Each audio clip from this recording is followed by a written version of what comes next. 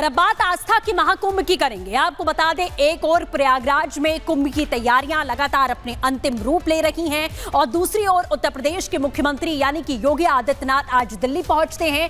दिल्ली पहुंचकर ये आप 5 तस्वीरें देखिए। उन्होंने गृह मंत्री अमित शाह को निमंत्रण दिया, इसी के साथ में रक्षा मंत्री से भी मुलाकात की, उन्हें भी कुंभ में आने का न्योता दिया है। पूर्व राष्ट्रपति रामनाथ कोविंद से मुलाकात करके उन्हें निमंत्रण दिया। इसी के साथ में जेपी नड्डा और जनरल वीके सिंह से भी सीएम योगी ने मुलाकात की है। मुलाकात करने के बाद में उन्होंने निमंत्रण दिया और सभी को यहां आमंत्रित किया है महाकुंभ में शामिल होने के लिए। तो तस्वीरें आप यहां लगातार देख सकते हैं। सीएम योगी आदित्यनाथ आज दिल्ली दौरे पर रहे और लगातार उनकी जो नजर है प्रयागराज महाकुंभ की तैयारियों को लेकर भी बनी हुई है और दिल्ली पहुंचकर सीधे तौर पर उन्होंने निमंत्रण दिया है।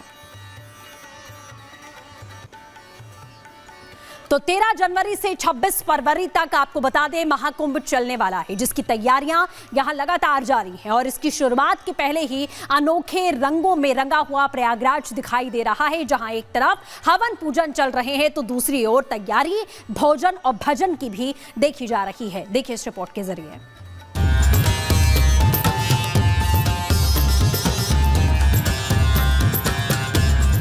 महाकुंभ में भंडारे तैयार, हो रहा सनातनियों का इंतजार। संगम के बीच मझधार, निषाद राज लगाएंगे नैया पार। संतों का अनोखा संसार, संगम पर ले रहे अखाड़े आकार। विश्व शांति का पूजन, शुरू हुए यज्ञ हवन। 13 जनवरी से शुरू होने वाले आस्था के अनोखे मेले में आध्यात्मिक दुनिया के अलहदा रंग अभी से नजर आने लगे। दिखने लगा कि संगम पर सनातनियों के साकार संसार का विराट आकार। जुटने लगे हैं कल्पवास के क्रियाकलापों से कालजयी कुंभ की ख्याति को बढ़ाने वाले साधु संत, जिनके दर्शन करने पहुंचने वाले सनातनियों को भोजन के लिए भटकना न पड़े, इंतजाम इसके भी दिखाई देने लगे। वैसे भी कहा गया कि भूखे भजन न होई गोपाला, ये लो अपनी कंठी माला। महाकुंभ को लेकर के कहा जाता है कि यहाँ पर आने वाला कोई भी व्यक्ति कभी भी भूखा नहीं सोता है और ना ही भूखा जाता है, जिसके लिए कई ऐसी समितियां हैं जो भंडारे करवाती रहती है। ओम नमः शिवाय ये समिति है, परम पूज्य प्रभु जी इसके अध्यक्ष है। लाल महेंद्र शिव शक्ति सेवा समिति के नाम से भी इसे जाना जाता है और उनके द्वारा ये विशेष व्यवस्था की गई है। बड़े बड़े कड़ाहे चढ़ाए गए हैं और इसमें एक बार में लगभग 20 से 25 हजार लोगों का खाना बनता है।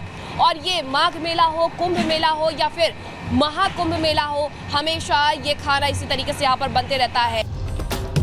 तो अब चिंता मुक्त हो जाइए। संगम पर गंगा में गोते लगा, रेती पर रमता जोगी संतों के दर्शन पा, आपको भूख के लिए भटकना नहीं पड़ेगा। इसके लिए इंतजाम शिव सेवा शक्ति ने कर दिया है, जिनका भंडारा 26 फरवरी तक 24 घंटे अनवरत जारी रहेगा।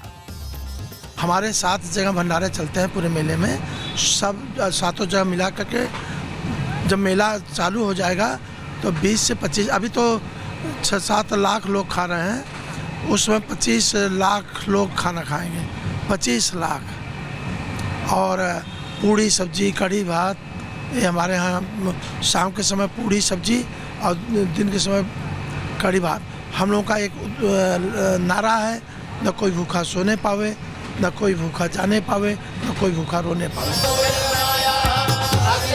संगम पर जहां एक तरफ महाकुंभ से पहले भोजन भजन के साथ आनंदोत्सव का आगाज हो चुका है, तो वहीं दूसरी तरफ अखाड़ों के छावनी प्रवेश के साथ हवन पूजन की भी शुरुआत होने लगी, जिसमें भारत को विश्व गुरु बनाने की आकांक्षाओं के साथ करोड़ों आहुति डाली जाएंगी।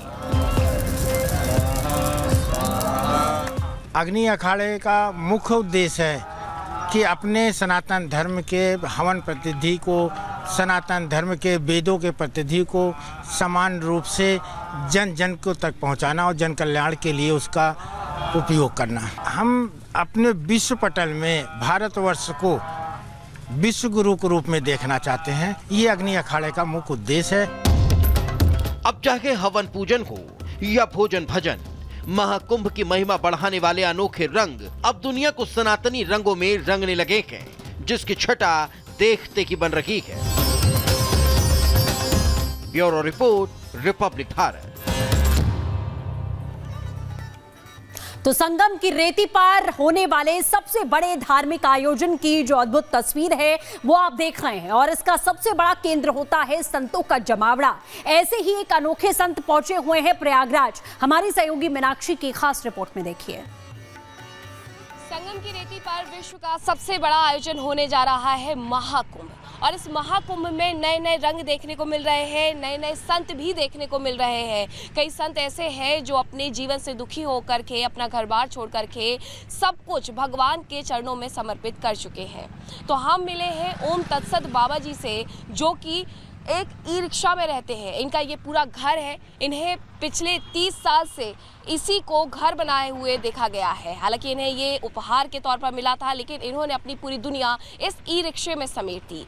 यही ई रिक्शा उनका घर है। बिहार से लेकर के दिल्ली तक और दिल्ली से लेकर के प्रयागराज की संगम रेती तक बाबा इसी में सफर करके महाकुंभ में शामिल होने के लिए पहुंचे हैं। तो संत तो आकर्षण का केंद्र होते ही हैं, लेकिन आपको बता दें पूरी प्रयागराज नगरी इस समय सुसज्जित की जा रही है। कैसे जगह जगह पर बड़े बड़े होर्डिंग्स लगाए गए हैं। हमारी सहयोगी महिमा ग्राउंड जीरो पर पहुंची, जायजा लिया है। उनकी रिपोर्ट देखिए। दुनिया का सबसे बड़ा मेला और मेले का सबसे बड़ा प्रचार अभियान। हम बात करें डबल इंजन की सरकार की, यानी कि एक तरफ योगी सरकार और केंद्र सरकार मिलकर। देखिए, लगातार हम इस पूरे मेले में जब आएंगे तो वहाँ पर बड़े बड़े पोस्टर्स सरकार की तरफ से क्या योजनाएं चलाई गई, क्या काम करवाए गए हैं, उसकी जानकारी दी गई है। और सबसे पहले स्वच्छता महाकुंभ की जानकारी दे तो सर्वघनम स्वच्छता सर्व सुखदम। अब आपको दूसरा पोस्टर हम दिखाएंगे, जिसमें आप देखेंगे कि जीवन हुआ आसान, अंधकार मिटा, और 1.58 करोड़ 1.5 करोड़ से ज़्यादा घरों में निःशुल्क बिजली कनेक्शन पहुंचाया जा रहा है, जिसमें से 1,21,324 मजरों का विद्युतीकरण भी किया गया है। और डबल इंजन की सरकार का जिक्र यहाँ किया गया है। आयुष्मान भारत और मुख्यमंत्री जन आरोग्य योजना 9 करोड़ से ज़्यादा गरीब परिवार वालों को प्रति परिवार 5 लाख तक का मुफ्त इलाज डबल इंजन की सरकार की तरफ से मुहैया कराया जा चुका है। तो यहाँ पर आप देखेंगे एक और पोस्टर, किसानों की मददगार डबल इंजन की सरकार, ऐसा लिखा गया है।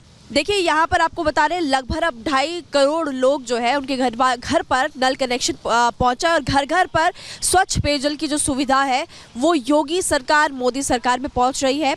विकसित भारत और विकसित उत्तर प्रदेश का भी जिक्र एक और पोस्टर में किया गया है।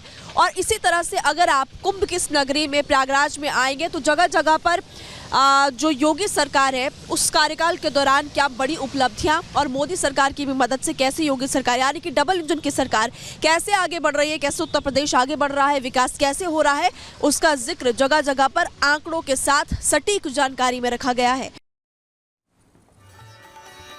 तो पहाड़ों पर आपने देखा होगा कि जो डोम नजर आते हैं रहने के लिए आकर्षण का केंद्र होते हैं, वो अब आपको कुंभ में भी नजर आएंगे। फिलहाल आपको बता दें 2 डोम बनकर तैयार हैं। इनकी खासियत क्या है आपको दिखाते हैं इस रिपोर्ट के जरिए। तो आस्था, सौहार्द और संस्कृति का संगम महाकुंभ जो कि 13 जनवरी से शुरू होने वाला है, लेकिन आपको पहाड़ों की झलक भी यहाँ पर नजर आएगी। इस वक्त हम आपको बताएंगे कि एक तरफ जहाँ टेंट सिटी बन रही है, वहीं दूसरी तरफ यहाँ डोम सिटी भी बन रही है। और इस डोम सिटी में क्या है खास, वो भी हम आपको इन तस्वीरों के जरिए बताएंगे। और जैसे कि आपने इससे पहले हमेशा आप गए होंगे साउथ में, वायनाड गए होंगे, पहाड़ों पर गए होंगे, कुल्लू मनाली गए होंगे आप, या फिर उत्तराखंड में कई जगहों पर गए होंगे, तो वहाँ पर आपको ऐसे डोम्स नजर आए होंगे। तो अब मेरे सहयोगी पंकज आपको तस्वीर दिखाएंगे, और यहाँ पर आपको नजर आएगा कि ऐसे डोम्स यहाँ पर बनाए जा रहे हैं। हालांकि कितना किराया है और इसके अलावा क्या व्यवस्था यहाँ पर रहने वाली है उसकी जानकारी हम लेंगे, लेकिन इस वक्त सबसे पहले आप इस तस्वीर को देख सकते हैं। और मैं चाहूँगी पंकज से कि ज़रा आप अंदर से तस्वीर दिखाइएगा कि यहाँ पर लोग रह सकते हैं, आराम कर सकते हैं, और यहाँ पर एक टेबल लैंप भी है। और यहाँ से क्योंकि आप बाहर का नज़ारा देख सकते हैं तो यहाँ पर आप बैठ भी सकेंगे, बैठकर बातें भी कर सकते हैं। इसके अलावा यहाँ पर एक टेबल भी दिया गया है जिसमें चार्जिंग पॉइंट भी यहाँ पर आप चार्ज कर सकते हैं। और यहाँ पर एक ड्रेसिंग टेबल, यानी कि इसको देख करके आप यहाँ पर तैयार भी हो सकते हैं। और इसके साथ ही क्योंकि कनेक्टेड है, यहाँ पर आप देखेंगे ये डोर खुलेगा और यहाँ पर ये वॉशरूम तैयार होगा। हालांकि अभी ये तैयार हो रहा है। तो अगर आप तस्वीरों में देख पा रहे हैं कि यहाँ पर भी इसके साथ कनेक्टेड वॉशरूम है। तो ये एक डोम यहाँ पर तैयार किया गया है। इसके अलावा दूसरा डोम ज़रा दिखाइए। तो एक और डोम यहाँ पर ऐसा ही तैयार किया जा रहा है और ये पूरी की पूरी डोम सिटी है और ऐसे डोम्स यहाँ पर एक दो नहीं बल्कि बहुत सारे तैयार किए जा रहे हैं। तो अभी तक सिर्फ 2 डोम यहाँ पर बने हुए हैं और इसके अलावा सामने आप देखेंगे तो पवित्र नदी की धारा आपको नजर आ रही है।